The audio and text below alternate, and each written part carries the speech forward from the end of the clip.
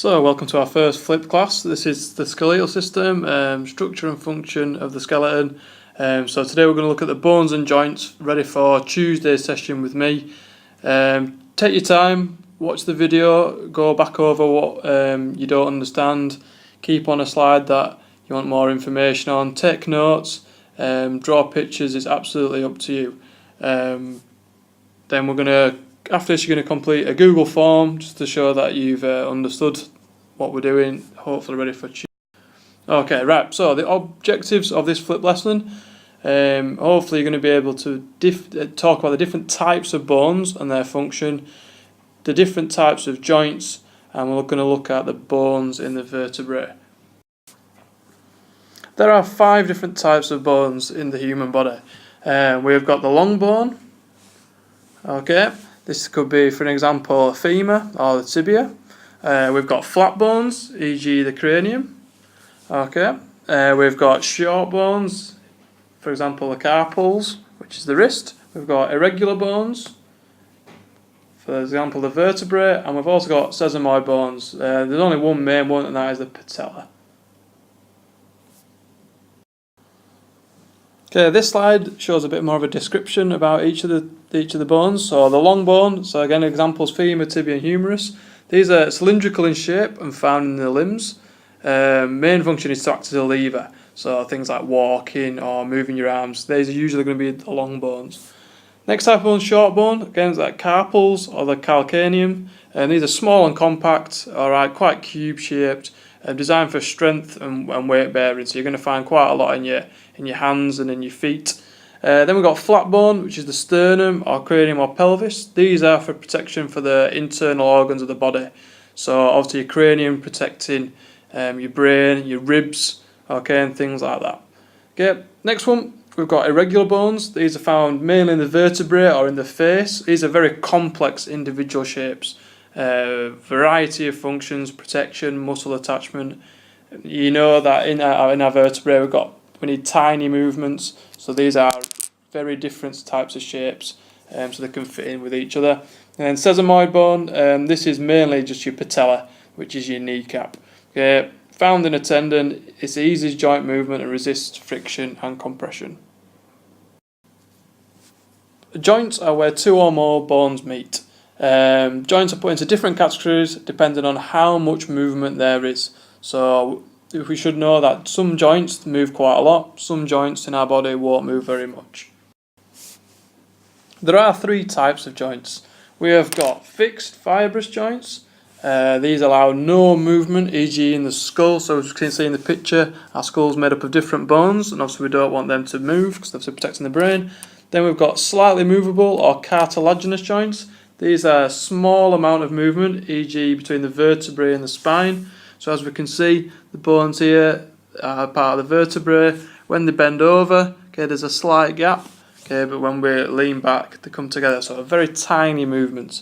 And the final one is a freely movable synovial joint, and this is a wide range of movement, and these are the most common in our body.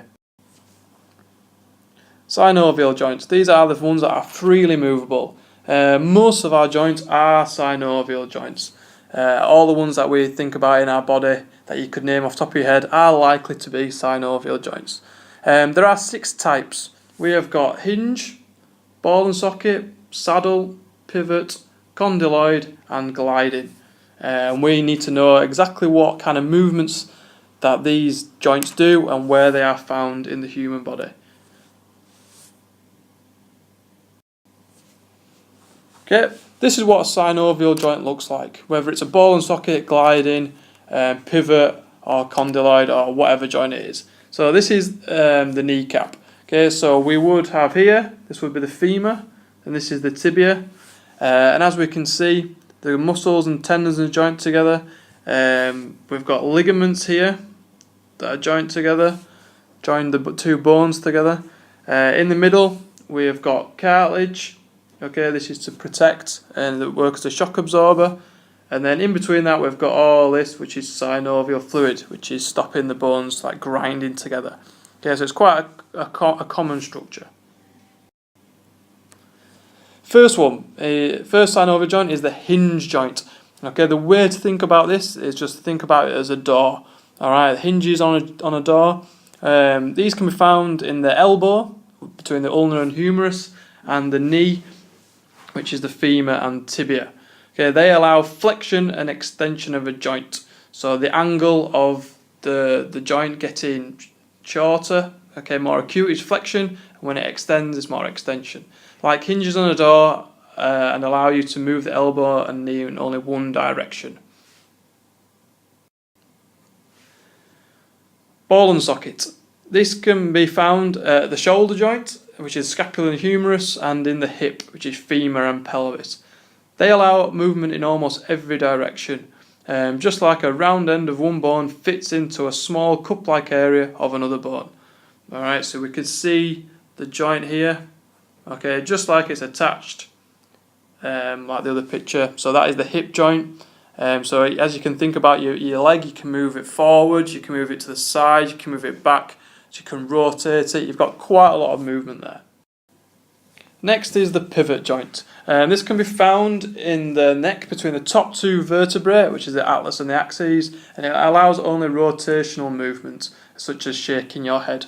Our heads can't go all the way around, so that's why it's only like partial rotation, just like spinning on a disc here. Okay, just imagine that. Next one is a condyloid joint. Okay, make sure we know the spelling with the C and the O. Can be found in the wrist. Okay, joints between the metacarpals and the phalanges. This allows movement in two planes, which is biaxial. There's bend and they straighten the joint and they move it from side to side. Saddle. This can be found only in the thumbs. Okay, it allows movement in three planes, backwards and forwards, side to side and across.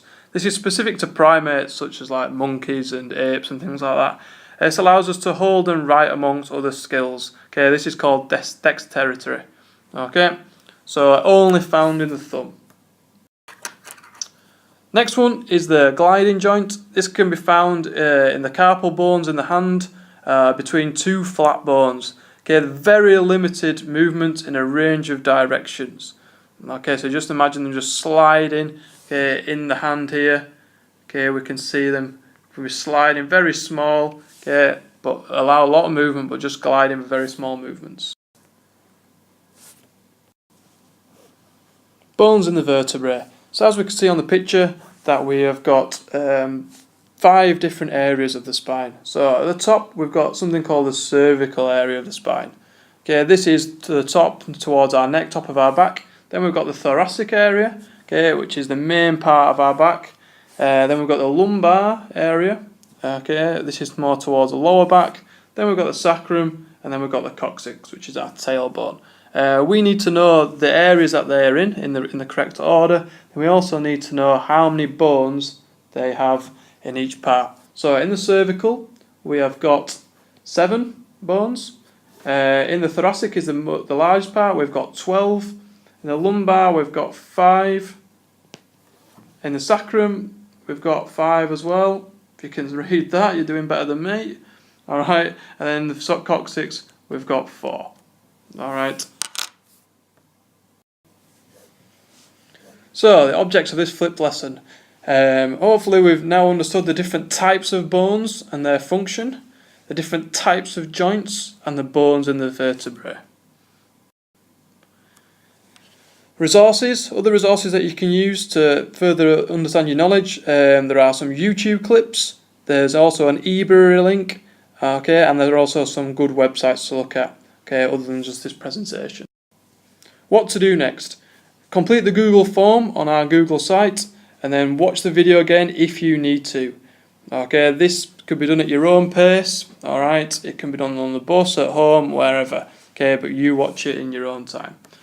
Okay, thank you for watching. Hopefully this has come across okay, but we'll soon find out.